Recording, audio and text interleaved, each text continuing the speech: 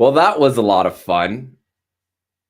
There was a lot of chaos that happened in round one of the NHL entry draft, and us as Florida Panther fans, we got to just sit back, relax, and watch all the chaos happen on today's episode of the Locked On Florida Panthers podcast. We're not only going to talk about all the chaos that happened in the draft, but some of the signings around the National Hockey League, who to look at as far as division rivals and who they could be signing or trading. And we're going to go over the 2022-2023 schedule as promised, all on today's edition of the Locked On Florida Panthers podcast. Your Locked On Panthers, your daily podcast on the Florida Panthers. Part of the Locked On Podcast Network, your team every day.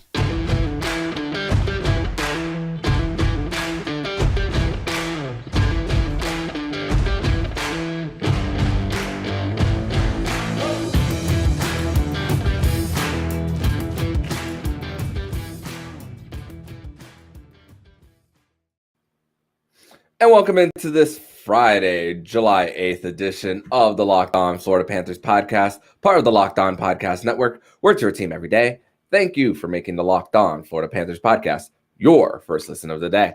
I'm Armando Velez from PantherParkway.com, and you can follow me on Twitter at MondoMan12. Follow the show account on Twitter at LO_FLA Panthers. And thank you for making the Locked On Florida Panthers podcast your first listen of the day. Don't forget to also subscribe to Locked On Fantasy Hockey and Locked On NHL will be covering all the off-season activities around the National Hockey League. So, like I said at the beginning, that was a lot of fun. And usually when it comes to drafts or when it comes to the teams that I follow in really any sport, usually I'm just really on the edge of my seat, not at ease, and just wondering which is going to be the player that my team that I cover or that I cheer for. Who are they going to take? Last night was not that night. Of course, we know what happened last year with the Florida Panthers trading their first round pick for Sam Reinhart on the night of the entry draft last year. So we had a whole year to prepare. And my goodness, it was a pretty relaxing night at least in my household. And hopefully for you guys listening, that if you watched the draft, that you had an opportunity to have a little bit of a chill night yourselves as well. So this draft by many draft expert is known as a weaker draft compared to past years. Next year's 2023 draft is considered one of the best drafts in a while. And I got to give credit to Bob McKenzie, who's a prospect analyst, and he had a final projection of who was going to go number one overall, and a lot of people doubted who he picked that was going to go number one overall. He had Juraj Slavkovsky going number one overall to the Montreal Canadiens, and there's a streak of at least 10 years, I believe, of Bob McKenzie when getting the first overall pick correct in his TSN big board. But this one looked to be a little bit in doubt for quite a while. And lo and behold, Bob McKenzie was right once again that the Montreal Canadiens go with Juraj Slavkovsky, number one overall pick, left wing out of Slovakia. And then the first two picks in this draft were the first time ever that two Slovakian-born players were taken number 1 and 2. And of course, a lot of people thought that Shane Wright was going to be the number 1 overall pick. This was years in the making of Shane Wright. Once he became draft eligible in 2022, that he was going to be the guy. Of course, not the best season in Kingston this last season, and then of course with COVID and all that, didn't even have a season 2 years ago. But also, once Slavkovsky was picked number 1 overall, I told myself there's no way that the New Jersey Devils were going to pick Shane Wright due to position of need, because there would be a logjam with centers of Nico Hischier and Jack Hughes. So likely chances are they were going to go in another direction. And Slavkovsky was off the board. Man, Slavkovsky and Jack Hughes on the same line together would have been awesome. So I thought Shane Wright was going to go 3rd overall to Arizona. And a lot of draft boards had the Arizona Coyotes already taking Logan Cooley, assuming that Shane Wright was going to be taken before them. So I was thinking, okay, there might be a change. But no, the Arizona Coyotes stuck to what a lot of people thought that they were going to, the direction that they were going to go with getting Logan Cooley, and Shane Wright slipping all the way down to 4. And what a value pick for the Seattle Kraken to get Shane Wright. Matty Beniers and Shane Wright on the top 2 lines together. Chances are Shane Wright is going to stay in junior. Matty Beniers did sign his ELC, so he's going to be part of the Seattle Kraken. And Ron Francis might not look dumb after all. And I'm surprised, though, that Seattle didn't trade back into the first round in the draft last night. We saw the Arizona Coyotes do it. We saw the Montreal Canadiens do it. We saw the Chicago Blackhawks do it as well. But we did not see the Seattle Kraken do that last night. Speaking of the Chicago Blackhawks, they started off the day with 0 picks.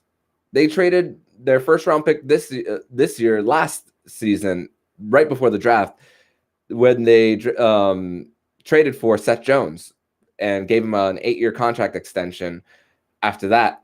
But that was under their previous regime with Stan Bowman. Of course, we all know what happened with Stan Bowman. Of course, Joe Quenneville here in Florida with the Kyle Beach situation, forcing him to resign. And this wouldn't have been a direction that Stan Bowman would have gone in rebuild, because, of course, when you win 3 Stanley Cups, you never want to go back to those rebuilding stages. But even if you do, manage ownership is likely going to be patient with the GM there, and there's loyalty to those. But with Kyle Davidson, there's really, when it comes to, he wants to put his own stamp into the organization of the Chicago Blackhawks. He wants to put his own. And now the question is, with Patrick Kane and Jonathan Toews, what's their future look like? What are the moves that the Chicago Blackhawks made? They traded Alex DeBrincat, a 2-time 40 goal scorer, to the Ottawa Senators for the 7th overall pick, 39th in this year's entry draft, and then a 3rd next year. And the value of DeBrincat being a 2-time 40 goal scorer and only getting 1 first-round pick out of it, man, that might have been a huge steal for the Ottawa Senators. And with DeBrincat now playing with Drake Batherson, Shane Pinto, Timmy Stützle, Brady Tkachuk, he could play both sides of the wings too for Alex DeBrincat. So the fact that they have those little pieces, and the fact that Ottawa is using the assets that they've accumulated over the years to get a big-time player in Alex DeBrincat. Alex DeBrincat is a big-time player. But also, I think of it as, yeah, the Chicago Blackhawks are going to be bad. The player that they ended up drafting, Kevin Korchinski, left shot defenseman. We don't know if he's a sure thing when it comes to his play on the ice. Maybe paired up with Seth Jones. Who knows? But we know what Alex DeBrincat brings. And even if they're rebuilding for a few years, you still want that guy, that young kid who's going to at least help you throughout those awful years so that you can build around. Now, we don't even know what the direction of the Chicago Blackhawks is. Go listen to Locked On Blackhawks with Jack Bushman. I'm sure he has a lot to say about what the direction the Chicago Blackhawks are going in. Columbus doubled down on defense with David Jiricek as the 6th overall pick. That was the pick that they got with Seth Jones. And then their own pick at number 12, they get a left shot defenseman, Denton Mateychuk. Hope I'm pronouncing that correctly. And they already have a number 1 defenseman in Zach Werenski. And then they doubled down to help Elvis Merzlikins on the back end as well. So doubling down on the defense for the Columbus Blue Jackets. Like I said earlier, the Arizona Coyotes traded back into the first round. Well, they had the 27th. They traded up 16 spots and to get the brother of Morgan Geekie, Connor Geekie, center. So they got not only 1 center in the draft in Logan Cooley, but also 2 in Connor Geekie. And from the San Jose Sharks perspective, Mike Grier was just hired a week ago for the San Jose Sharks. And really the scouting department was doing much of the work in preparing for the draft. So this gave Mike Grier a little bit of time to look at what the prospects are there for the Sharks. And of course, picks by volume too. Again, because they got the 27th pick from the Coyotes, a 2022 second round pick, and then another second round pick, number 45, that was originally from the New York Islanders as well. So picks by volume is what the San Jose Sharks are doing in their rebuild. And the Chicago Blackhawks, going back to them, they traded Kirby Dach, who the year that the Blackhawks drafted Kirby Dach, they were 12th in lottery odds, got all the way up to 3 the year that Kirby Dach was drafted in the Jack Hughes year that he got drafted. And not the most encouraging first few years for Kirby Dach. So it didn't look like that was the direction that the Chicago Blackhawks were going to go as far as re-signing Kirby Dach, and especially with the teardown that's going on in Chicago. We don't even know who their starting goalie could be next season as well. So really, really tough situation for the Chicago Blackhawks to be in. But of course, this is going to be what Kyle Davidson said, 5-year rebuild for Chicago. That was a pick that was originally traded from the Montreal Canadiens. They traded originally Alexander Ramanoff to the New York Islanders and a 4th round pick for that pick, and then they traded the signing rights for Kirby Dach to pair up with Cole Caulfield, Nick Suzuki, and company. So the Atlantic Division, as far as young talent, is man, those teams might not be necessarily in the playoff chase next year, but it just goes to show that in the 2 to 3 year window, they can very well make their jump. And that's where the Florida Panthers really have to take care of their opportunity now in order to win, because those teams in the Atlantic could be on their way up. So that's really what I'm keeping an eye out for. That's for sure. But in the next segment, we're going to continue the talk of the draft. We're going to continue talking about salary dumps as far as teams around the National Hockey League. But first, we're going to tell you all about BetOnline. And BetOnline.net is your number one source for all your betting needs and sports info. Find all the latest sports development, including league reviews and news, including this year's NHL draft, free agency, and Major League Baseball. BetOnline is your continuous source for all your sports wagering information, including live betting, esports, and scores. And BetOnline.net remains the best spot for all your sports scores, podcasts, and news this season. BetOnline.net is the fastest and easiest way to check in on all your favorite sports and events, including MMA, boxing, and golf. Head to the website today or use your mobile device to learn more about the trends and action. BetOnline, where the game starts. Continuing this second segment here on the Locked On Florida Panthers podcast on this Friday, July 8th edition of the show. So a few moves happened actually before we continue the draft coverage. Marc-Andre Fleury signs a 2-year extension with the Minnesota Wild, $7 million throughout the first 2 years, 3.5 AAV with a full no-move clause to stay in Minnesota. Good value for the Minnesota Wild as they're dealing with a lot of dead cap on their roster with the buyouts of Zach Parise and Ryan Suter. And Chris Letang, 6 years, $36.6 million contract extension, taking him until his age 41 season. The AAV is pretty good for a franchise player who's going to likely play 22 seasons with the Pittsburgh Penguins. But as far as the term, that back end is going to look not so pretty. But hey, if you're Ron Hextall, you're taking this 1 year at a time, and with the cap moving up, this could be good value for the Penguins. And who knows, he could spend the last few years on LTIR if he really wants to. So they'll get some cap relief off of that as well. So it's a numbers game for these GMs and what they're going to do. Also, Colorado, they only have a 6th and 7th round pick because they traded most of them. They traded for Alexander Georgiev of the New York Rangers, who was the backup to Igor Shesterkin.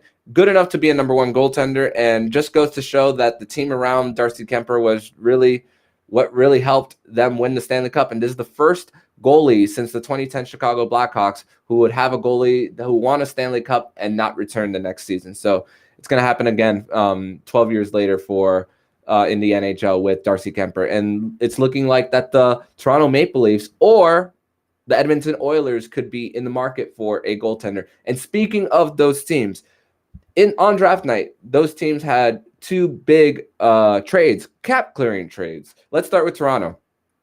They trade Peter Mrazek to the Chicago Blackhawks for a second round pick. They trade back 13 spots to get rid of Peter Mrazek's $3.8 million AAV. And the Chicago Blackhawks get another pick out of that, Sam Rinzel, a right shot defenseman as well. So they're building up that back end along with Seth Jones and company.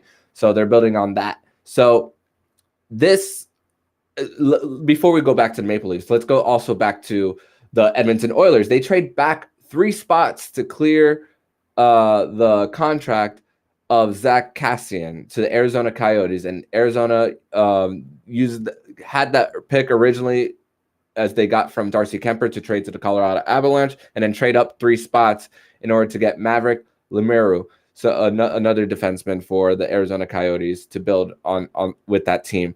So cap clearing moves for the Edmonton Oilers and the Toronto Maple Leafs. That means these two teams could be in the market for a goaltender. They both have around $10 million in cap space now.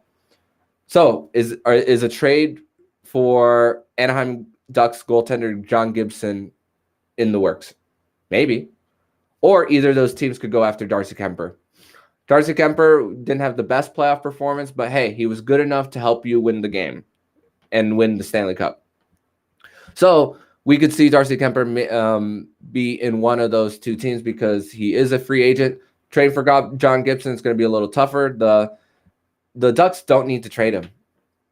Neither. They don't have to trade him now nor next year. He has a whole bunch of term on his contract as well. So a better situation for John Gibson would be going to a winning team. But hey, is what the Anaheim Ducks did in the draft for them good enough to convince John Gibson to stay? They had 2 first-round picks, one of them being from the Hampus Lindholm trade that they had in the trade deadline.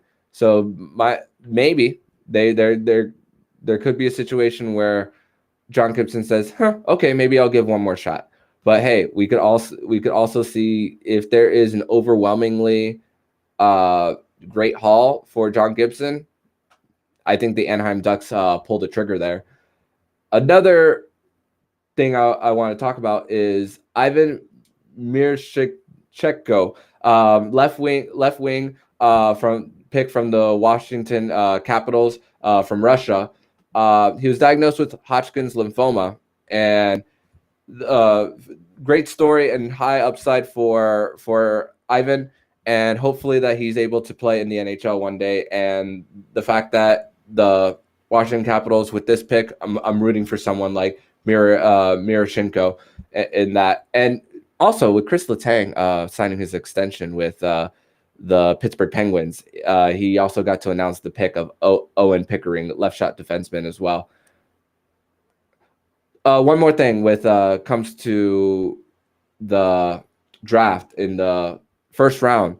Of course, we talked about earlier in the show about the pick that traded Sam Reinhart to the Florida Panthers for Devin Levi and a first-round pick. For now, we know who the pick is for the Buffalo Sabres. The Buffalo Sabres picked Yuri Kulik with the number 28th overall pick, center from Czechia.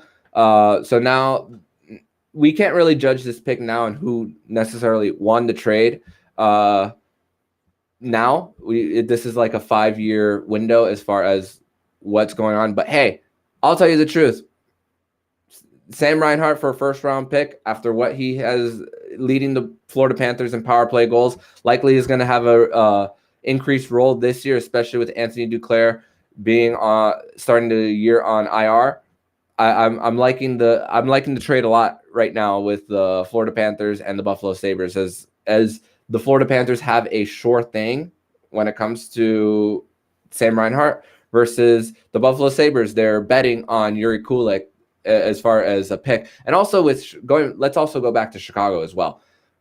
The fact that they didn't really add to their prospect pool of players who have already played a few years in the NHL is a really scary situation for Chicago to be in, because you're betting on hitting the bullseye on the dartboard with all these players who haven't even played any AHL games neither. So big chance that Kyle Davidson is taking for Chicago really in this draft. But hey, if you're gonna go full teardown, either do it all the way or don't do it at all. No, Kyle Davidson, there was no way that he was going to half-ass it when it comes to this, and it proved yet last night in the draft.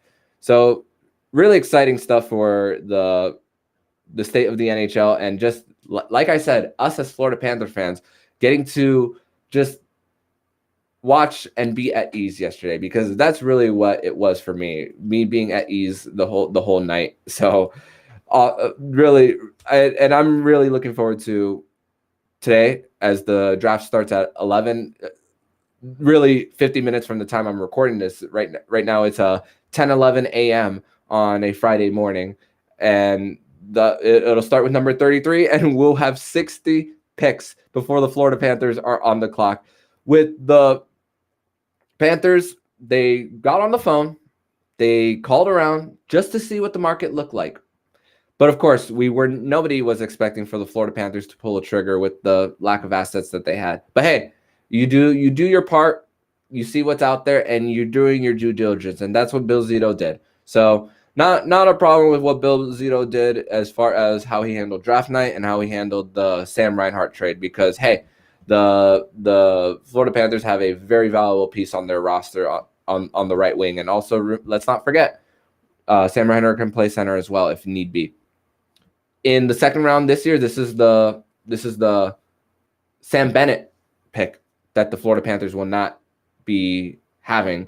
Originally traded to the Calgary Flames along with Emil Hyman, but that pick will now belong to the Seattle Kraken as part of Calgary trading for Calle Yarncrook. So now let's see what Seattle picks with that pick. This one will be number, just checking real quick on, this will be number 61, the 61st overall pick. So let's see what the 61st overall pick ends up being, and then we'll judge from there a few years from now. Not now. Now is not the time to judge the trade and who won and who lost and all that stuff. Even with the Sam Reinhart pick, now is not the time to do it. In the third and final segment, we're going to cover the schedule for the 2022-23 season. As promised, we're going to discuss all that, what I like about the schedule and what I don't like about the schedule. We're going to discuss that and more on the third segment here on the Locked On Florida Panthers podcast. Your Locked On Panthers, your daily podcast on the Florida Panthers. Part of the Locked On Podcast Network, your team every day.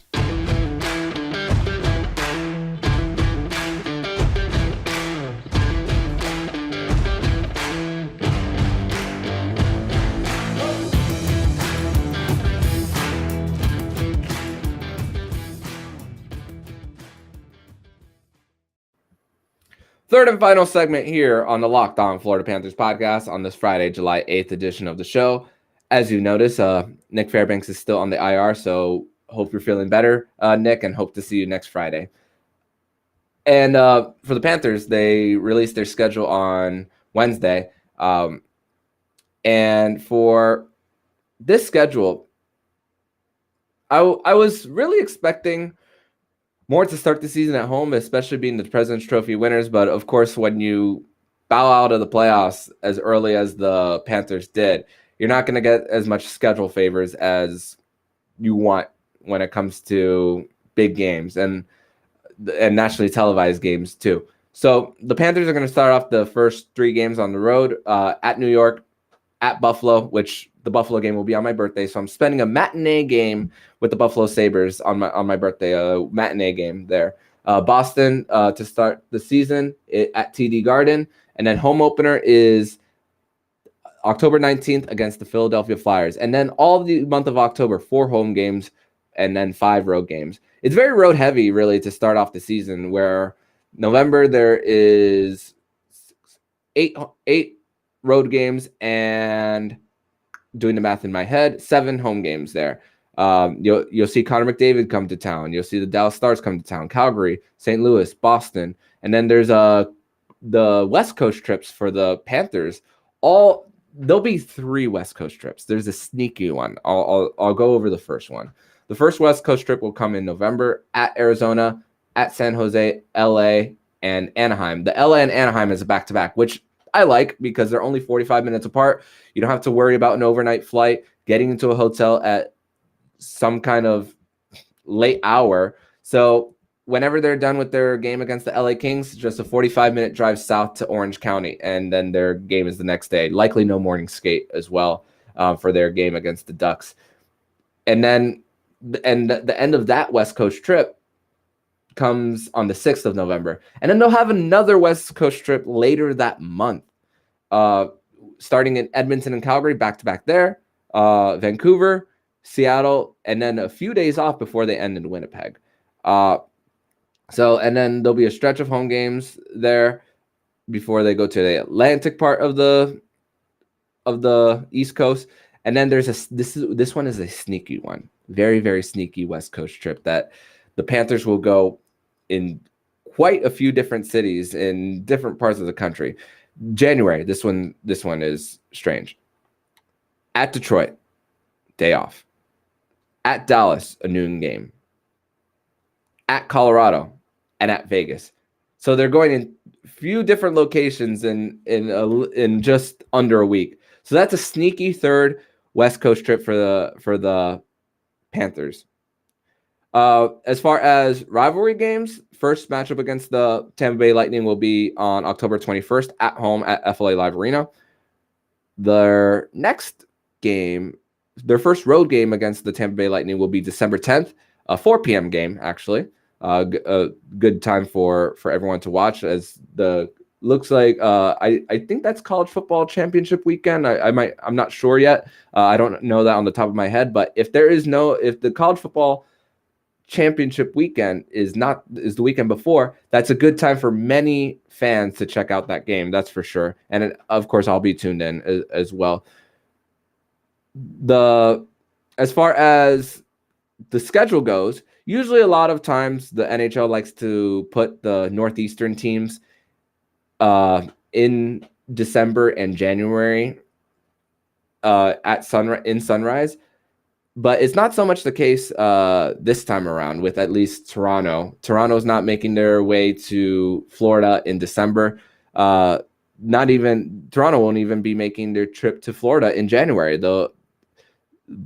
And neither February as well. So it'll be a while in that stretch of when it's cold that Toronto will not be coming to South Florida. January is a gauntlet of road games as well. We talked about that sneaky West Coast trip, but there'll also be a little bit of a road trip to Buffalo, Toronto, and Montreal in that one, along with a trip to New York, Madison Square Garden, and Pittsburgh. So only 5 home games in January. But really the month that the Panthers will have the most home games will be the month of March, where they'll be at home for 2 weeks straight, really 3 weeks straight, actually. 1, 2, 3, 4, 5, 6, 7. There'll be a 7-game homestand in the middle of all of that. And then let's also not forget that the Panthers will also be at home right before the All-Star break, before it comes to Sunrise, Florida. They'll have 2 games against the LA Kings and Boston back-to-back at home,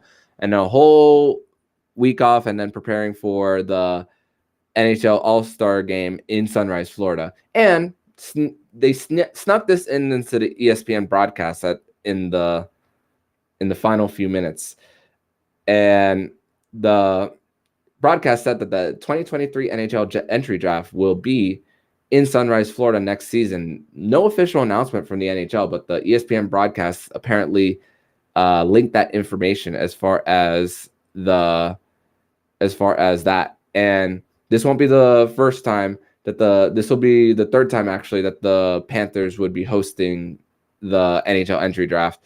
They hosted it in 2015 recently, and looks like they'll be hosting it again in 2023. So that's a cool part, bringing the draft back down to South Florida and getting the fans excited about it as well. And also as far as the end of season schedule, I'm not expecting the Florida Panthers to win the President's Trophy again, but I don't like the end of the season schedule with Toronto and Carolina there, two contenders in the Eastern Conference, where those games might not mean anything. Who knows? We don't know whether they'll be clinched in their spot or they'll be fighting for home ice advantage on the very final game of the season. Now looking back at this again, Toronto's only 2 visits to Sunrise, Florida will come in the last 2 months again. March 23rd, a Thursday, and then the second to last game of the season, April 10th. What will that second game mean? Probably nothing. I don't know. If it plays out anywhere like it did last season, those games might not mean anything. An additional note is their second trip to Tampa. We talked about their first trip to Tampa on December 10th. Their second trip to Tampa will be on a Tuesday night, February 28th, last day of February. And yeah, Montreal will be making another. They'll be making a trip to Sunrise in December, and they'll be making a trip to Sunrise in March as well. So those are the teams to look out for as far as the popularity of teams around the NHL. As far as rematches between the first round matchup in the Washington Capitals, looks like that the Florida Panthers will be hosting the Washington Capitals on November 15th, a Tuesday night for the Panthers, and looking to see where they will be visiting the Capitals. They'll be visiting Washington February 16th, and looks like that, and April 8th. So 2 trips to Washington as well in February and April. So that's kind of a breakdown of the schedule. Two West Coast trips and a sneaky third West Coast trip towards the end. And it's all coming in consecutive months. And you could look at this a few ways. You can see as favorable for the Panthers because they're getting it out of the way. Or you can see as detrimental for the Panthers because that is an opportunity for, if they slip up in those West Coast trips, that they will have a hard time recovering if they don't do well there. So that's a little bit of something to look at when it comes to the schedule. But hey, you got to play the games that you know you're going to get 41 home games and 41 away games regardless. So the Panthers are not going to make any excuses neither when it comes to the beginning of the schedule and the tail end of how much packed it is when it comes to the amount of home games or how long these extensive road trips are for the Panthers. But I don't necessarily like that they're in consecutive months, but hey, at the same time, if you can get them out of the way and then finish the rest of the season really at home, really, I mean, the beginning of last season was home heavy, and the last part of the season was really road heavy as well. Looks like it's going to be the opposite this time around for the Panthers. So something to be excited about. Home openers October 19th, once again against the Philadelphia Flyers. That'll be the day that the Panthers will be raising the President's Trophy banner. Going to be an exciting night for the Panthers. I hope that FLA Live Arena is packed for that night in order to celebrate a great season regardless of the playoff results, and I'm hoping that we have a packed house there in Sunrise, Florida. But on Monday's edition of the Locked On Florida Panthers podcast, we're going to go over the second round and beyond of the NHL entry draft and to see what kind of movement the Florida Panthers make with their 6 picks in from the third round all the way to the 7th round. And we're going to go over some of their profiles, what they bring to the table, how long it will take for them to make it to the NHL roster if they are qualified, if they are offered an entry-level contract. And we'll talk about that more, and whether they're going to be going over to Estero now, Charlotte, or be making their way to the Florida Panthers roster soon. The last part is very unlikely, but we'll be covering that and more on Monday. But in the meantime, if you like what you're hearing, please subscribe to the podcast to be notified every single time the Locked On Florida Panthers podcast jumps into your podcast feed. Make sure to subscribe to Locked On Fantasy Hockey with Flip Livingstone and Steel Road, and we'll be covering all the offseason activities around the National Hockey League. Thank you for making the Locked On Florida Panthers podcast your first listen of the day. And for your second listen of the day, make sure you listen to today's episode of Locked On NHL. From every draft pick to every free agency signing, Locked On NHL has you covered Monday through Friday. It's free and available wherever you get podcasts. So I'm Armando Velez, signing off. And you've been listening to Locked On Florida Panthers podcast, part of the Locked On Podcast Network. Where's your team? Every day.